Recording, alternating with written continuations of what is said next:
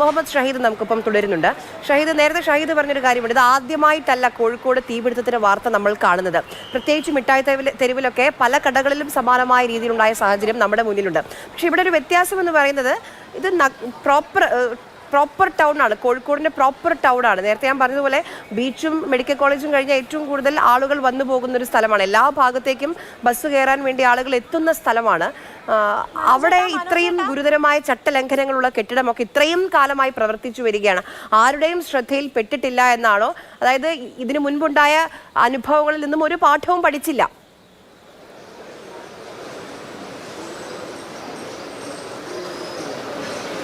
അറിയാ, അതാണ് ഏറ്റവും ഗൗരവത്തിലുള്ള കാര്യം, സങ്കടകരമായ കാര്യം കൂടിയാണ്. 2007 കോഴിക്കോട് മിഠായി തെരുവിൽ ഒരു തീപിടുത്തം, പടക്കക്കടയിൽ തീപിടുത്തം ഉണ്ടാകുന്നു. 8 പേരോളം അന്ന് അവിടെ മരിക്കുന്നുണ്ട്. അതിനുശേഷം പിന്നീട് തുടർച്ചയായി മിഠായി തെരുവിൽ തീപിടുത്തം ഉണ്ടാകുന്നു. അതിനുശേഷം മിഠായി തെരുവിൽ ഈ അഗ്നിസുരക്ഷാ മാനദണ്ഡങ്ങൾ പാലിക്കുന്നതിന് വേണ്ടി പ്രത്യേക സംവിധാനങ്ങൾ ഒരുക്കുന്നു. അവിടെ ഇലക്ട്രിഫിക്കേഷൻ പൂർണ്ണമായും പരിഷ്കരിക്കുന്നുണ്ട്. ആ തരത്തിലുള്ള നടപടികൾ എടുക്കുന്നുണ്ട്. പക്ഷേ അത് മിഠായി തെരുവിൽ മാത്രം ഒതുങ്ങി എന്നാണ് നമുക്ക് മനസ്സിലാക്കാൻ സാധിക്കുന്നത്. നമ്മൾ നേരത്തെയൊക്കെ സൂചിപ്പിച്ചതുപോലെ നഗരഹൃദയത്തിൽ ഇങ്ങനെ ഒരു കെട്ടിടം, അതായത് വളരെ പ്രാകൃതമായി തകര ഷീറ്റ് കൊണ്ട് പൂർണ്ണമായും, അതായത് കെട്ടിട നിർമ്മാണം ചട്ടപ്രകാരം നിയമപ്രകാരം അനുമതി ലഭിച്ച കെട്ടിടത്തിന്റെ വിസ്തൃതിക്ക് പുറത്തേക്ക് തകര ഷീറ്റ് കൊണ്ട് കെട്ടിടം എടുക്കുന്നു. ഇതാരും കാണാതിരിക്കില്ല. കാരണം നഗരഹൃദയമാണ്, ആയിരക്കണക്കിന് ആളുകൾ വന്നു പോകുന്ന സ്ഥലമാണ്. കോർപ്പറേഷൻ അധികാരികൾ നിരന്തരമായി ചെക്ക് ചെയ്യുന്ന ഒരു സ്ഥലമാണ്. ഇങ്ങനെ ഒരു സ്ഥലത്ത് എങ്ങനെ കെട്ടിടത്തിന്റെ പ്രവർത്തനത്തിനുള്ള അനുമതി ലഭിച്ചു? നിർമ്മാണത്തിന് ആരും അനുമതി ലഭിച്ചു? ഇനി നിർമ്മിച്ചാൽ അത് ഒഴിപ്പിക്കേണ്ടതല്ലേ? അതിന് അനുമതി നൽകുവാൻ ഇത്രയും കാലം നൽകിയത് എങ്ങനെയെന്നുള്ളതാണ് ഏറ്റവും പ്രധാനപ്പെട്ട ചോദ്യം. ഇവിടെയുള്ള പോട്ടർമാർ നമ്മോടൊപ്പം ചേരുന്നുണ്ട്. ഇന്നലെ സംഭവ സ്ഥലത്തുണ്ടായിരുന്നില്ലല്ലോ നിങ്ങൾ. പക്ഷേ ഈ കെട്ടിടത്തിന് ഇപ്പം ഈ പുറത്തേക്ക് ഈ അനധികൃതമായി കുറേ ഈ നിർമ്മാണങ്ങൾ കാണുന്നുണ്ട്. ഇതൊരു പ്രശ്നമായി തോന്നുന്നുണ്ട്. ഇതിപ്പോൾ തീപിടുത്തം ഉണ്ടായ സ്ഥിതിക്ക് ഒരു പ്രശ്നമായിട്ടാണ് തോന്നുന്നത്. ആദ്യം അത് പ്രശ്നമായിട്ടൊന്നും തോന്നിയിട്ടില്ല.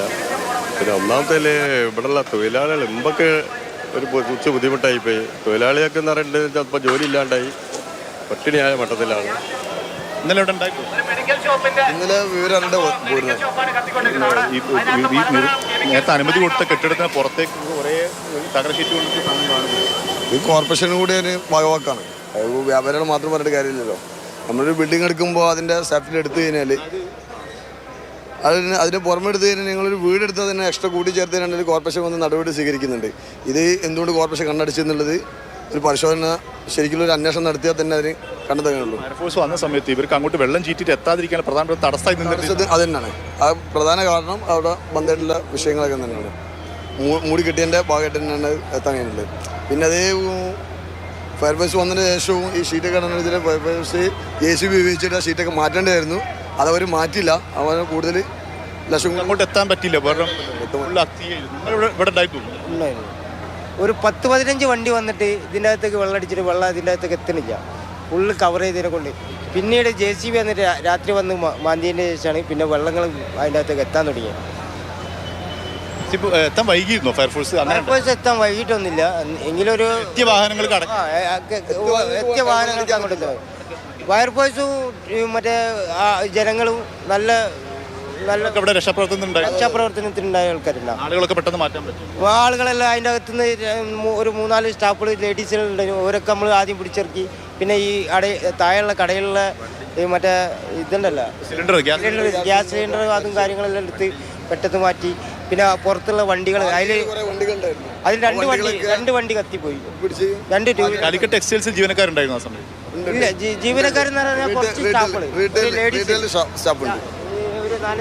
റിട്ടേൺ സ്റ്റാഫ് ഉണ്ടായിരുന്നു. അവരെ ഇതാക്കിയതാണ്. എന്നുവെച്ചാൽ കുറേ തൊഴിലാളികൾക്ക് ജോലി നഷ്ടപ്പെട്ടിട്ടുണ്ട്.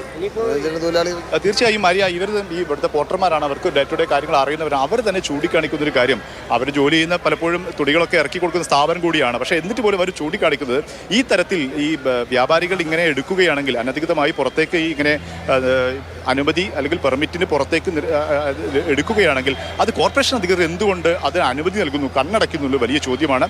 സ്വാഭാവികമായും നമുക്ക് പലപ്പോഴും സംഭവിക്കാറുള്ളത് പോലെ പലതരത്തിലുള്ള ഇടപാടുകളും ഇക്കാര്യത്തിൽ നടന്നിട്ടുണ്ടാകും സാധ്യതയുണ്ട്. നമുക്ക് ഈ ഘട്ടത്തിൽ അനുമാനിക്കേണ്ടി വരും. അത്തരം കാര്യങ്ങളൊക്കെ എന്തുകൊണ്ട്